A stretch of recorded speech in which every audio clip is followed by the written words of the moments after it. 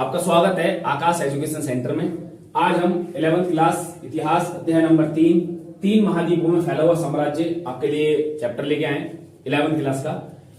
पहला क्वेश्चन यही है इसमें कि रोम साम्राज्य कौन से 3 महाद्वीपों में फैला हुआ है। तो रोम साम्राज्य 3 महाद्वीपों में फैला हुआ है, यूरोप, अफ्रीका और पश्चिमी एशिया। ये पहला क्वेश्चन था।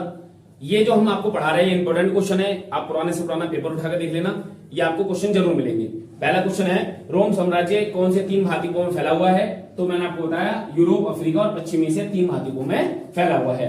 दूसरा क्वेश्चन, रोम साम्राज्य को कौन से 2 चरणों में बांटा गया है। रोम साम्राज्य के 2 चरण हैं, एक पूर्ववर्ती साम्राज्य, एक परवर्ती साम्राज्य। पूर्ववर्ती साम्राज्य पहली शताब्दी से तीसरी शताब्दी लास्ट तक की तीसरी शताब्दी की जो अवधि हुई लास्ट फाइनल, उसको हम कहते हैं पूर्ववर्ती साम्राज्य। मींस पहली शताब्दी से तीसरी शताब्दी की लास्ट संपूर्ण अवधि को पूर्ववर्ती साम्राज्य कहा गया और परवर्ती साम्राज्य तीसरी शताब्दी के बाद की अवधि को परवर्ती साम्राज्य कहा गया। 2 क्वेश्चन मेरे हिसाब से समझ में आ गए होंगे। तीसरा क्वेश्चन है हमारा रोम साम्राज्य के ज्ञान के स्रोत। देखो एक बात मैं आपको बता दूं, ये अभी हम चैप्टर पढ़ रहे हैं ज्ञान के स्रोत। इतिहास में स्रोत वर्ड कहीं भी आए, स्रोत जैसे कहीं के भी, जैसा जहां पे भी आप रह रहे हो वहां सपोज करो एक दुर्घटना हुई, सब मर गए, ग्रस्त हो गए, तो वहां के जो स्रोत होंगे वो क्या होंगे, मृतभांड, आभूषण, औजार, अवशेष। क्योंकि वहां पर कोई मर गया, सपोज करो सब कुछ तहस नहस हो गया, एग्जाम्पल सब तहस नहस हो गया, वहां पर इतिहासकार आएंगे, फिर वो रिसर्च करेंगे, वो क्या देखेंगे, पुरातत्विक होते हैं जो पुरानी चीजों की खोज करते हैं, मीन्स इतिहासकार। वो क्या देखेंगे, मृतभांड, आभूषण, औजार, अवशेष, मतलब घर देखेंगे, मृतभांड बर्तन देखेंगे, आभूषण देखेंगे, औजार देखेंगे, अवशेष देखेंगे, तब पता लगेंगे कि यहाँ पर क्या हुआ था और कितने कितने लोगों का विकास हो चुका था। और क्वेश्चन, ये तो एग्जाम्पल था, क्वेश्चन सुन लो। रोम साम्राज्य के ज्ञान के लिए किन स्रोतों की सहायता ली गई।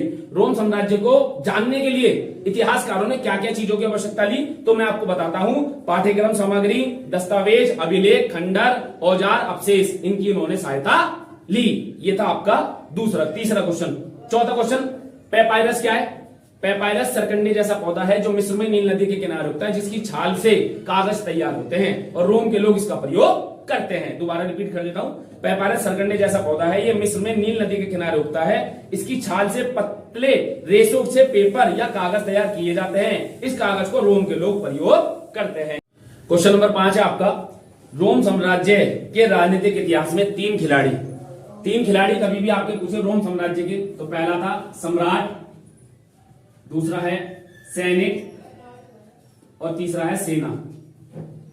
ये रोम साम्राज्य के 3 खिलाड़ी थे, सम्राट, सैनिक, सेना। जब तक ये तीनों आपस में थे, इनमें तालमेल अच्छा था, रोम साम्राज्य का विकास होता चला गया। लेकिन इनमें आपस में जब लड़ाई शुरू हो गई तो रोम साम्राज्य का पतन हो गया। अगला क्वेश्चन बढ़ेंगे हम। भारत पर विजय प्राप्त करने के सपने देखने वाला कौन सा सम्राट था, उसका नाम था त्राजन। 1 नंबर में क्वेश्चन आ सकता है। अगला है रोम साम्राज्य में 4वीं शताब्दी में होने वाले प्रमुख परिवर्तन बताओ।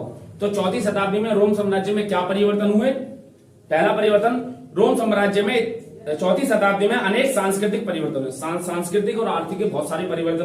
सांस्कृतिक परिवर्तन के दौरान उन लोगों ने अनेक महत्वपूर्ण बदलाव हुए और धार्मिक परिवर्तन यह हुआ कि ईसाई धर्म को राजधर्म बना दिया गया। धार्मिक परिवर्तन हुआ, ईसाई धर्म को राजधर्म। तो रोम साम्राज्य में 4वीं शताब्दी में सामाजिक आर्थिक परिवर्तन हुआ और सबसे मेन परिवर्तन हुआ, ईसाई धर्म को राजधर्म बना दिया गया। अगला, बहुदेववाद का क्या अर्थ है।